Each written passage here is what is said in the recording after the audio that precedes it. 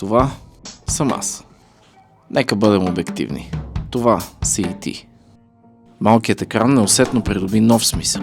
Не само като дума, а и за самите нас. И никой не се пита как гледаме толкова много, а възприемаме толкова малко. Писна ти да консумираш, искаш да създаваш. Имаш идея или няколко. Сядаш, пишеш ги, търсиш вдъхновение от природата, но тя има други планове. Именно за това блокираш си календара и деня, изолираш се от разсейки, създаваш си креативно пространство, предразполагаш се, евентуално пак се озоваваш пред екран, макар и по-голям. Часове минават, дни, всички, които познаваш, вече са женени с деца. До никъде си, а вече се напрягаш. Усещаш как това няма да е шедьовъра на живота. Пак си там, откъдето започна. Ти си това, нали?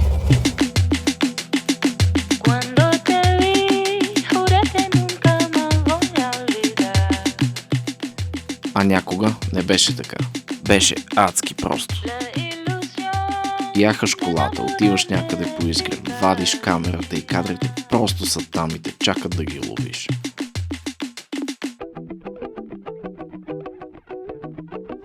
Смятам, че всеки един от нас, независимо дали сте създател на съдържание или не, е изпитвал тази липса на мотивация, креативна енергия, желание да създавате и да правите това, което правите, поради една или друга причина.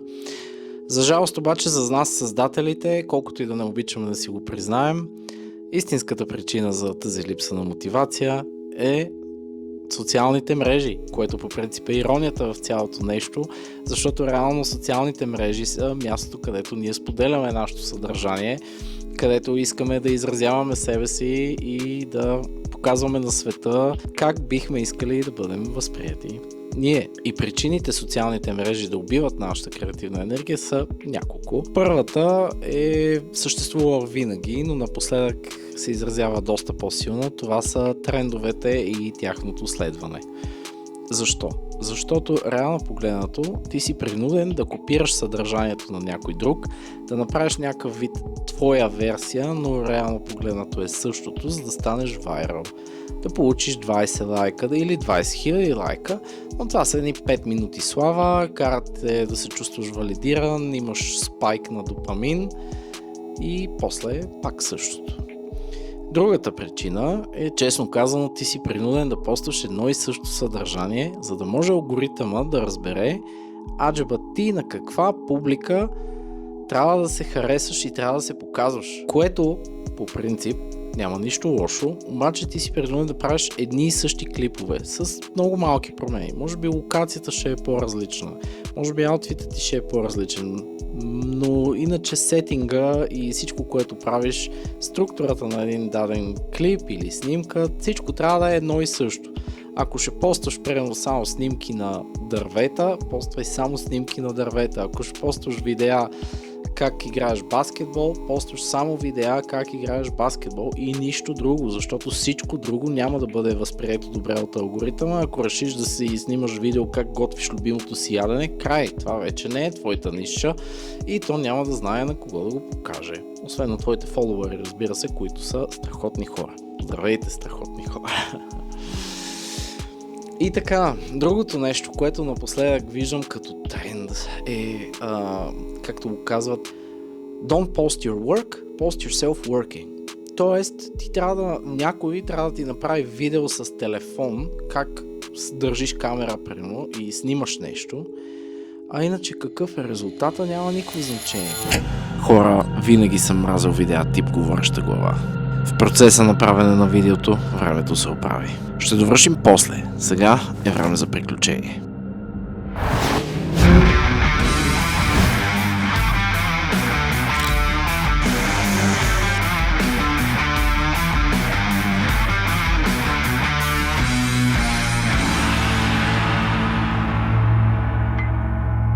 Преди да хванем гората, една много важна спирка – храна за колата. И след малко шофиране, което не мога да нарека офроуд, вече сме на мястото, което си заплюх. Намираме се на язовир Осломе или Осломе, не съм сигурен как се произнася, на час път от София е, област Перник, и честно казано съм безкрайно щастлив, защото няма нито един човек, неделя е, няма хора, няма рибари, няма коли, няма никой.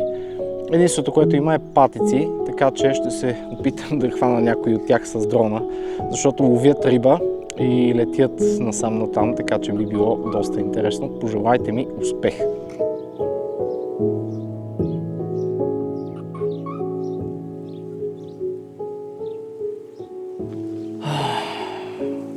Уникално е. Също така няма и никакъв вятър, така че сега ни е момента.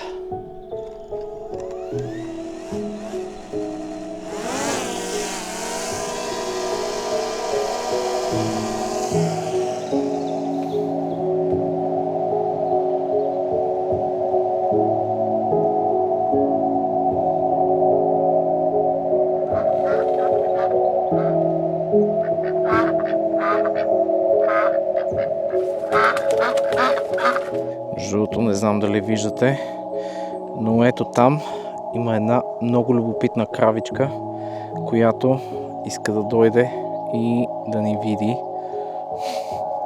По принцип е добре дошла, аз доста харесвам кравички и всякакви животинки, но да. Тук в близост до язовирчето има хълм, който е пълен с борове и мисля да се разходя по хълма, да видя какво има от другата страна. Може да има някоя абсолютно зашеметяваща гледка. Нека видим.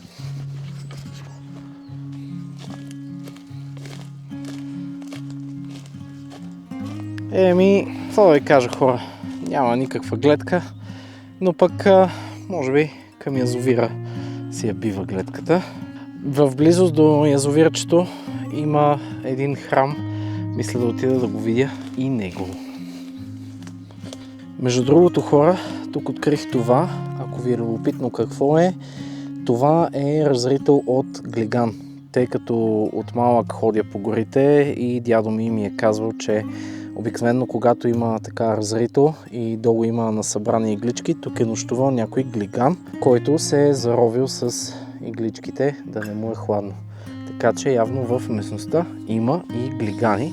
Надявам се да не ги срещна наблизо, защото знам, че не са най-дружелюбните, но каквото такова. Колкото да ми е тихо, спокойно и приятно, слънцето постепенно започва да залязва, така че ще отида да видя храмът и след това продължаваме с излиянията.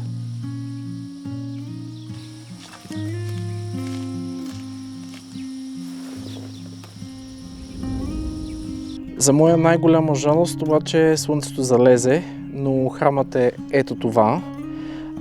Това на входната врата е барбекю. Съответно храмът не функционира и най-вероятно хората вместо да се молят на Бог си пекат кюфтета. В крайна сметка аз не дойдох тук нито за залезът, нито за храмът, нито за язовирът, нито за кюфтетата. Аз дойдох тук да продължа разговора си с вас за социалните мрежи, за мотивацията, за демотивацията и всичко покрай тях. Като исках да продължа с темата за изкуственият интелект. Истина е, че ние хората много злоупотребихме с изкуственият интелект в последно време, съответно сега плащаме цената за това. RAM паметта поскъпна 9-торно, SSD-тата поскъпнаха 10-торно, следващи са мемори картите и докато си генерирахме селфита с Елвис, с Майкъл Джексън, генерирахме си клипчета как колата ни е в Токио Дрифт, така ние ще трябва да теглим кредит за следващия си компютър, за следващия си телефон, неща, които ние към днешна база вземаме за даденост. Така че, в крайна сметка, изкуственият интелект, освен че ни навреди и чисто интелектуално, и чисто креативно, и чисто за мотивацията и демотивацията ни да създаваме в социалните мрежи, в крайна сметка ще ни навреди и финансово. Но това на страна, хора никога няма да спре да има търсене за човешки създаден контент. И това е защото човешки създаденият контент и човешки създаденото съдържание, видеа, снимки, те са пълни с грешки. Но тези грешки в ерата, в която живееме, са най-човешкото нещо. Те имат емоционална тежест, те са истински. Те са всичко, което изкуственият интелект не е. И това винаги ще се търси. Тези малки несъвършенства. Затова на днешно време е много модерно да правим емулация на филмови ленти. Ние ползваме дигитални камери, но се опитваме да докараме този look and feel на старите филмови ленти, които ги е имало едно време с грейн, с разливки на цветовете и така нататък, защото те бяха несъвършенни, но точно това ги правеше красиви и истински. Така че хора, не спирайте да създавате, бъдете дисциплинирани, излезте с камерата и творете. Колкото до мен, можете да ме последвате във всичките ми социални мрежи долу и ако имате само 5 или 6 лайка на вашият контент, пишете ми, аз ще го гледам с най-голямо удоволствие. Също така можете да ме последвате и в YouTube канала ми, защото ето сега започваме с пътешествие и нека да кажем, че това е епизод 0 на Извън пътя през 2026 година, защото ето на интересно безлюдно място сме, което е целият смисъл на Извън пътя, освен че аз емоционално съм извън пътя, нали, но това го дискутирахме допреди малко. В края на краищата, в Извън пътя ходим по такива места, незнайни за никого, красиви, безлюдни.